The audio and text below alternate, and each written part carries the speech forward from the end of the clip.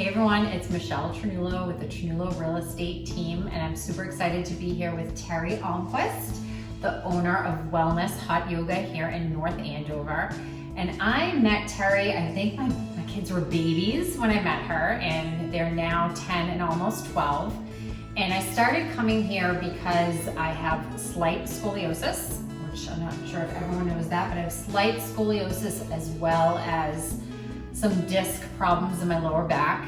And hot yoga has definitely been one of the very few forms of exercise where I have walked into a class feeling sore and just in discomfort and walked out feeling like, oh my goodness, I feel great.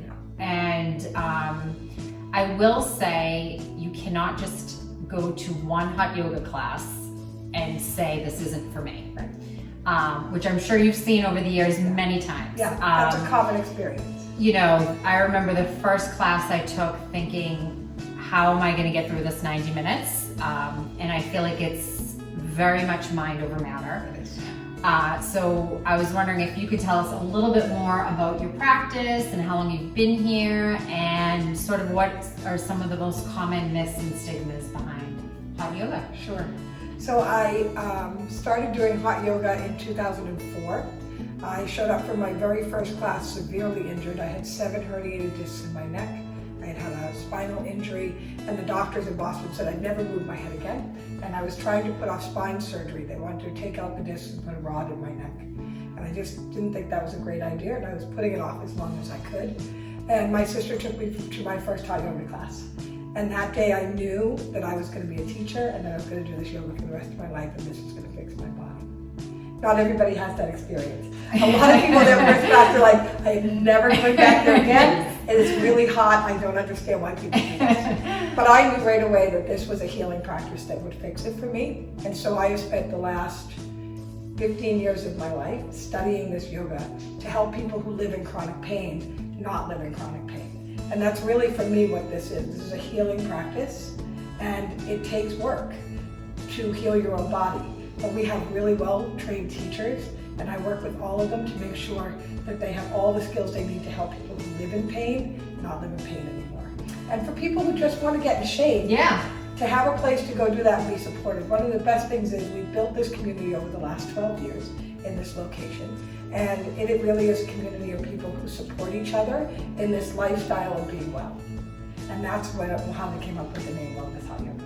So for anyone that has never taken hot yoga, any advice, any tips, any... Come in with no expectations. That's the first tip. Especially if you've done other yoga. You may have tools and techniques that worked in that, but the tools and techniques we teach you in hot yoga are a little bit different. So drink lots of water before class. Yes. That's really important. The more hydrated you are, the better you're going to feel. And bring water to class, because you may need to drink water during class as well, and that's perfectly fine. The other thing is we encourage people, I start every class with new people in it the same way. I tell them, if you get uncomfortable, sit down, lie down, take a break, watch a little bit, join us when you're ready. So it can take 3 to 5 classes just to get used to the heat for some people. And so if you come in with the only expectation that I'm going to just try to get used to the heat and do the best I can, then that's perfectly enough. That's why we have that special. We have an introductory program. So for 30 days, it's $39, and you can come as much as you want. So that gives you time to get used to the heat and start to learn the practice. We do the same series of postures in the same order every single class. So over time, you get to know the practice. We give you that first month to that you're not even doing yoga. You're just learning about the yoga practice, and then you can start to practice when your introductory program is. I think for me, my biggest takeaways, or to give any advice on what has helped me. So I always try to get here as early as I can before class, and I will just sit in the room and stretch and just try to get used to that heat. And I just find that helps me. And I definitely bring as much water as I can. Yeah. Would you be willing to show us a couple of postures? Sure, I'd be happy to do that. So here we are in the room. You can see it's really big. It's a little echoey, so I hope that isn't a problem on the video. It's really big. We have lots of space for people to come. And one of the things we do is we stand actually on that podium in the front of the room, and we actually talk through the directions. So at this yoga class, teachers never touch anybody. We expect you to use your strength and your flexibility to do the best you can, and that's enough, right? So everybody working through whatever they're working through, so you get to have your own space on your own mat. Yes, and I'm a creature of habit. This is like my little spot that I always come. Between the columns. Yes, so nobody the can get too columns. close to you. And then there's people who love to squeeze in and be close to each other. Yeah. So it kind of depends, but it's a nice community, and you It can hear the is. classes. It's a really great People are very playful with each other. People like to practice next to each other. So it'll be fun. So this is triangle pose, and there's a lot of variations in this posture. It's also known as warrior pose in other styles of yoga. So for this one, you start right on the left of your towel or your mat. And we have carpet in here so you won't slip at all. And this carpet is actually not really carpet. This is a high-tech product. It is recycled plastic water bottles. Oh, wow. And it's 100% recyclable.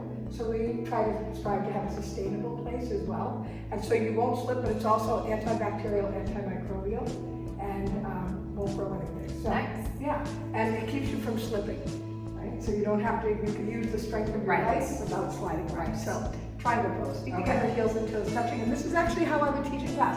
Arms over your head sideways, right leg step to the right, take a big step, 4 feet minimum, arms down parallel to the floor. Push your hips forward and lean your upper body back.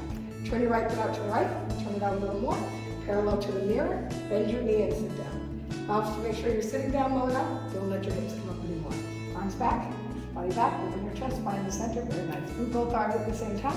Put your elbow in front of your knee and touch between the big toe and the second toe. No weight, no pressure on the fingertip of the floor.